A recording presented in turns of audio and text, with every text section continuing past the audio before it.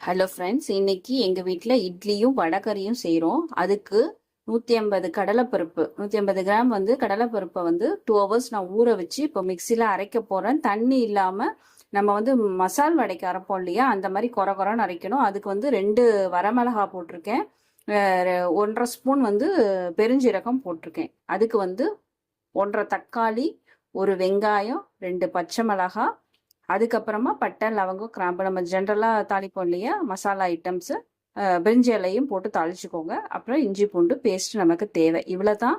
ரொம்ப ஈஸியாக டேஸ்டியாக செய்யலாம். இப்போ நம்ம இதை கொரகொரப்பாக அரைச்சிட்டு வந்துடலாம். இதை சில பேர் இட்லி பாத்திரத்தில் ஆவி கட்டி செய்வாங்க. சில பேர் எண்ணெயை விட்டு வடை மாதிரி சுட்டும் செய்வாங்க. நான் வேற மெத்தடில் செய்ய போகிறேன். வெயிட் பண்ணுங்க, இதை நான் அரைச்சிட்டு வரேன். இதை பாருங்க, குறை குறைன்னு அரைச்சிட்டு வந்திருக்கேன். இதில் 150 கிராம் கடலைப்பருப்பு, 2 ஸ்பூன் பெருஞ்சீரகம், 1.5 இல்லை 2 ஸ்பூன் போட்டுக்கலாம் பெருஞ்சீரகம், ப்ளஸ் 2 வரமிளகா போட்டு அரைச்சிருக்கேன். லைட்டாக உப்பு, இதுக்கு தேவையான மாதிரி உப்பு, இந்த பருப்புக்கு தேவையான அளவுக்கு. இப்போது இதை நான் அப்படியே தோசை தவாவில் அடை மாதிரி தட்ட போகிறேன். எண்ணெய் விட்டுருக்கேன்.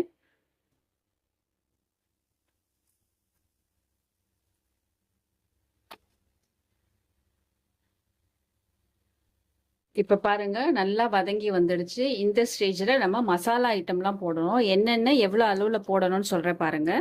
இதுக்கு தேவையான அளவுக்கு உப்பு. நான் இப்போ தான் உப்பு போடுறேன் பாருங்க. உப்பு போட்டாச்சு. அதுக்கப்புறமா சில்லி பவுடர், அதாவது காஷ்மீரி சில்லி பவுடர், கலருக்காக போடுறேன். இது நான் எவ்வளோ எடுத்திருக்கேன்னா 1 டீஸ்பூன். அதுக்கு அடுத்தது தனியாத்தூள். தனியாத்தூள் எவ்வளோ எடுத்திருக்கேன்னா 1/4 டீஸ்பூன். நம்ம 150 கிராம் கடலைப்பருப்புக்கு இதே போதுமானது. அதுக்கப்புறமா 1/2 டீஸ்பூன் கரம் மசாலா.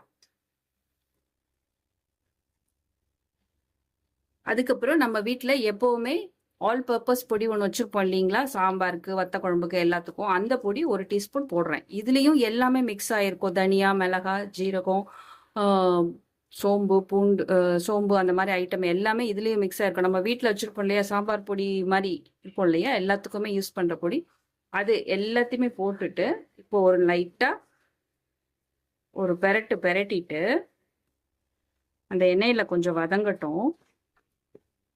லைட்டாக ஒரு பெரட்டிட்டு இப்போ நான் கடலைப்பருப்பு வேக வச்ச தண்ணி இருக்கு இல்லையா, அதை நான் வேஸ்ட் பண்ணல. அந்த தண்ணியை தான் நான் இப்போ விட போகிறேன்.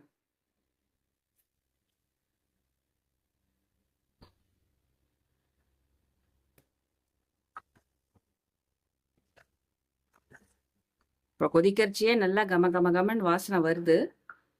இந்த மசாலாவோட ஸ்மெல் அந்த பச்சை வாடெல்லாம் போகிற வரைக்கும் இது கொதிக்கட்டும். கொஞ்சம் க்ளோஸ் பண்ணி வச்சுடுவோம், அப்போதான் அந்த ஸ்மெல் எல்லாம் குறையும்.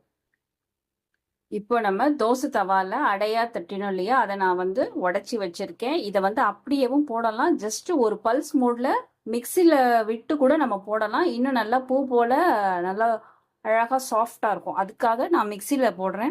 சில பேர் அப்படியே உடச்சி போடுவாங்க. அது குண்டு குண்டாக உருட்டிட்டு இருக்கும். அது எனக்கு பிடிக்காது. பூ போல் இருக்கணும். நம்ம தோசையிலையோ இட்லிலையோ தொடரச்சு அப்படியே அழகாக வரணும். உருட்டிட்டு இருந்ததுன்னா அது தனியாக இருக்கும். அது மசால் வடை சாப்பிட்ற மாதிரி இருக்கும். எனக்கு அது பிடிக்காது. அதனால நான் மிக்சியில் இதை தனியாக ஜஸ்ட் ஒரே ஒரு பல்ஸ் மோட்டில் போட போகிறேன். இதை பாருங்க, ஜஸ்ட் அப்படியே லைட்டாக அப்படியே பார்க்கறச்சா எப்படி இருக்கு பாருங்க, ரவா பதத்தில். இந்த மாதிரி தான் இருக்கணும். இப்படி இருந்தால் நமக்கு சாப்பிட்றதுக்கு ரொம்ப நல்லா இருக்கும். நீங்களும் இதே மாதிரி பண்ணுங்க. மசாலா எல்லாமே நல்லா கொதிச்சு வந்துடுச்சு. இந்த ஸ்டேஜில் நம்ம இதை கொட்டிடலாம்.